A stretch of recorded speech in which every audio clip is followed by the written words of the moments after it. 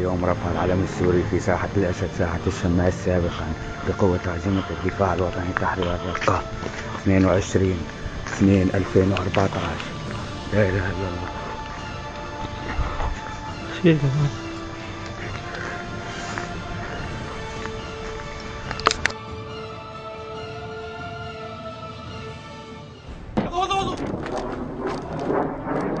الله أكبر الله أكبر أكبر الله أكبر الله أكبر مدينة انخل. الله أكبر براميل الموت على مدينة انخل. الله أكبر الله أكبر الله أكبر الله أكبر الله أكبر الله أكبر الله أكبر مدينة انخل برميلين. الله أكبر الله أكبر الله أكبر الله أكبر. قديش شهر؟ قديش شهر؟ 22/1 22/2/2014. When they went to Yom Kippur, when the women went to Yom Kippur on the fast day, the Muslim neighbors babysat the children, the most precious objects they gave to them to protect. How could that be if they're our enemies, mortal enemies? Because they're not. It's not a religious conflict. That's a Zionist ploy of accusing everybody of being anti-Semitic. You want peace? You want to have a conference here of peace? Step back and look and read the facts. Not the facts that's been misconstrued by the Zionist propaganda. The facts that are realities. The facts on the ground. How we've been living for hundreds of years in Yemen, in Morocco, in Tunisia, in Palestine, in Egypt. What Arab land have not Jewish people been living together with Muslims without any human rights groups? Tell me what land the Jews did not live in harmony with the Muslims. In Iran, we have over 25,000 Jews there, thank God. Why? Because this is not a religious conflict. It's purely because of a political movement, a relatively new movement, which is antithetical, contradictory to the Jewish religion of thousands of years. Judaism is spirituality, a religion of compassion to emulate God. Zionism has been created 100 years ago by atheists, people who abhorred religion, who wanted to transform Judaism from religion to nationality, to a purely materialistic base, godless in its essence. They are causing death and destruction, year in and year out. For over 50 years, death and bloodshed has not stopped because of a pure ideological belief called Zionism. They want enemies. We want to live in peace. We have been always living in peace with the Muslims, and we will, with God's help, continue to live with them in peace. Fortunately, something new has developed in the world in the last 100 years, a new movement and ideology, and that is called Zionism.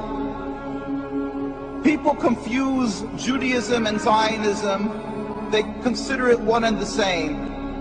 But it could be nothing further from the truth, because in actuality, Zionism is antithetical to Judaism. It is the diametric opposite.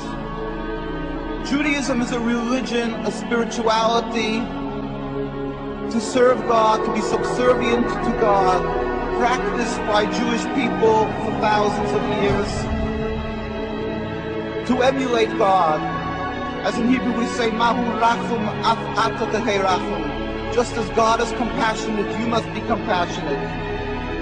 Zionism is the transformation of Judaism into something new, entirely different, into nationalism, a political goal to have a land, to be a proud nation amongst nations, removing God from the equation.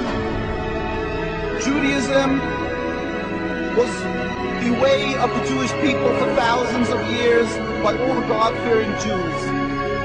Zionism is 100 years old by non-practice created, concocted by non-religious Jews as a whole, Theodor Herzl, people who detested and abhorred the religion and looked for a way out, for a way to be considered still distinguish people and still remain not people who were thrown out of the community, so they gave themselves a new form of Judaism. In AIPAC, I'm among friends, good friends. Friends who share my strong commitment to make sure that the bond between the United States and Israel is unbreakable today, unbreakable tomorrow, unbreakable forever. I have been proud to be a part of a strong bipartisan consensus that has stood by Israel in the face of all threats. That is a commitment. That is a commitment that both John McCain and I share, because support for Israel in this country goes beyond party.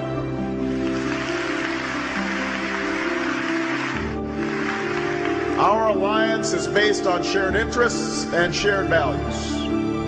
Those who threaten Israel threaten us.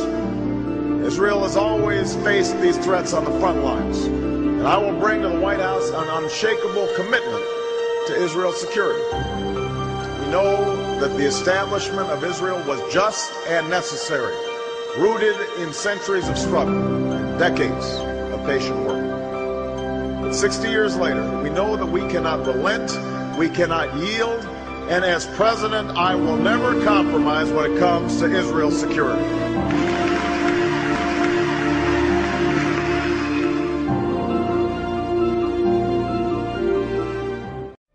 باراك بيقول للجنود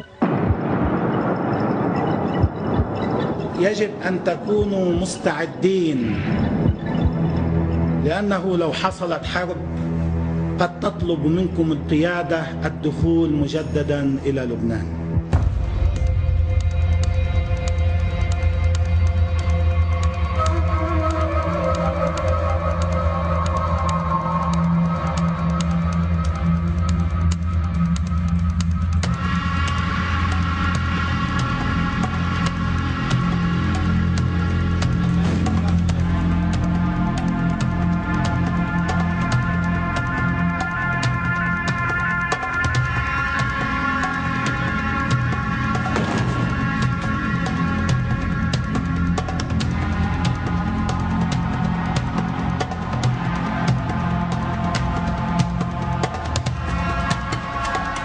أقول لمجاهدي المقاومة الإسلامية كونوا مستعدين ليوم إذا فرضت فيه الحرب على لبنان قد تطلب منكم قيادة المقاومة السيطرة على الجليل.